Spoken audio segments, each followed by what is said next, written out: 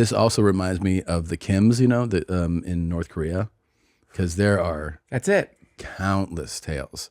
I mean, they interviewed his, he loves sushi. Kim Jong-il loves sushi.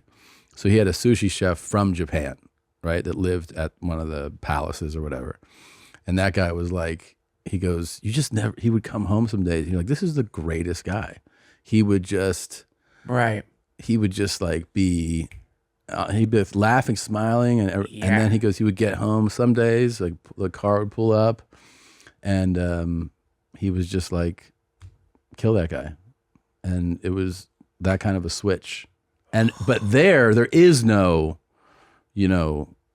complaining about the smell, right? It's total delusional belief. I think that's the chef right there. That's his sushi chef? In the head wrap on the right, on the top. How do you, you're living in Japan.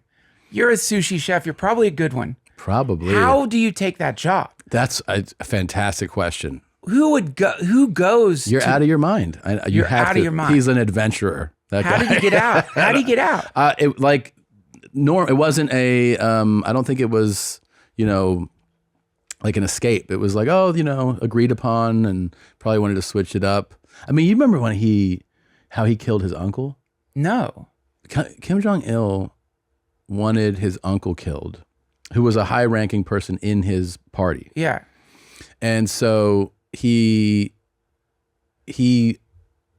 whenever there was like any sense that that there was going to be any type of pushback, criticism, questioning, and he also suspected rightfully that all of them have suspected rightfully that they might be overthrown. Kim Il-sung, Kim Jong-il, because hate him. Reasonable people would see what's happening. But so he took one of his uncles, because he's killed multiple uncles, but he took one of them and had him put in a field and had an aircraft missile fired, because he goes, I don't want one of his hairs to still be here. So that dude just had to like stand bound up and see a missile come and blow him to pieces. Yeah. Okay.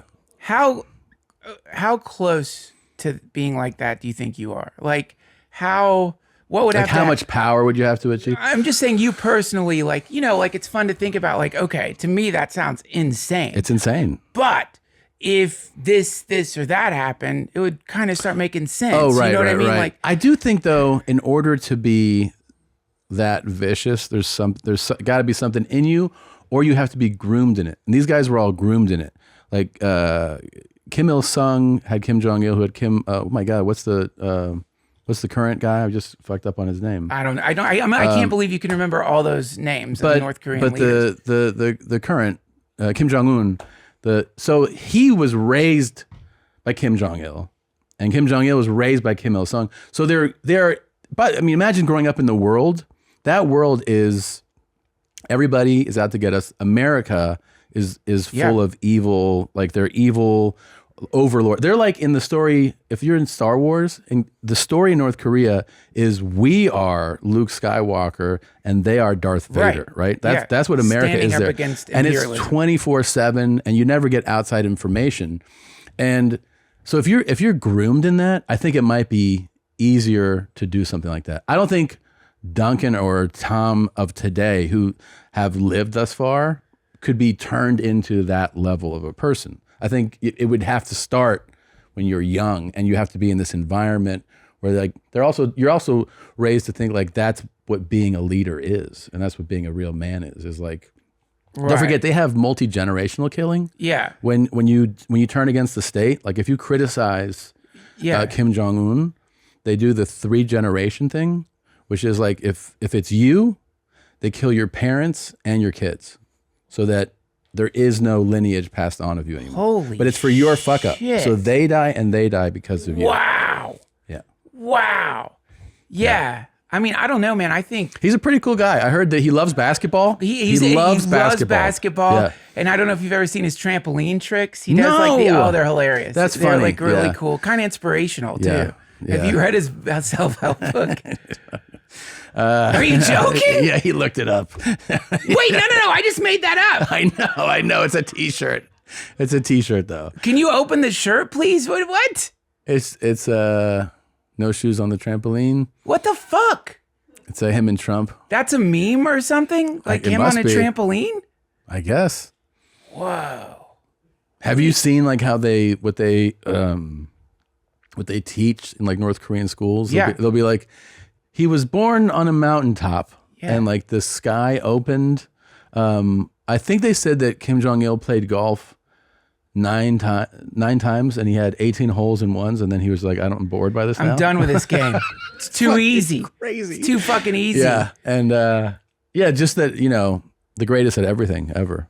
I mean, I remember watching some documentary, watching the way people bow to him, realizing they're not fake bowing. Like they've gone full like belief this guy is some divine being or whatever. Because you have to do that.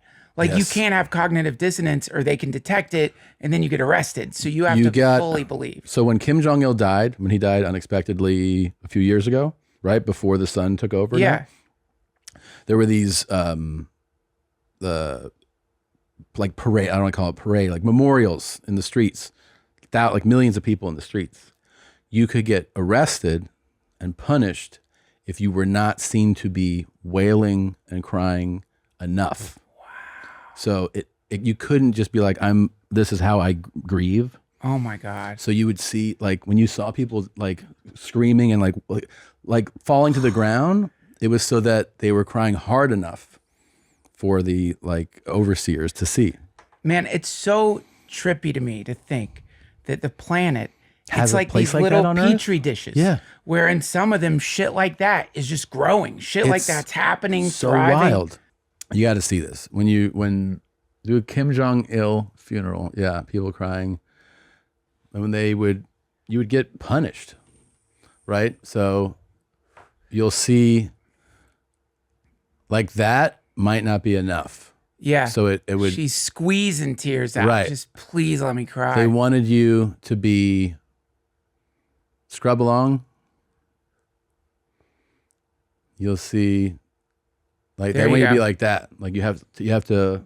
Well, you know really how that it perform. starts where you're doing like, light crying, and then some Yes. asshole decides to take it up a notch, and everyone has to. this. Yep, there you go. And you realize that probably came from just somebody going like this to them, like looking at you, and Yeah. they're like, "I'll hit the ground." Yeah, Holy shit.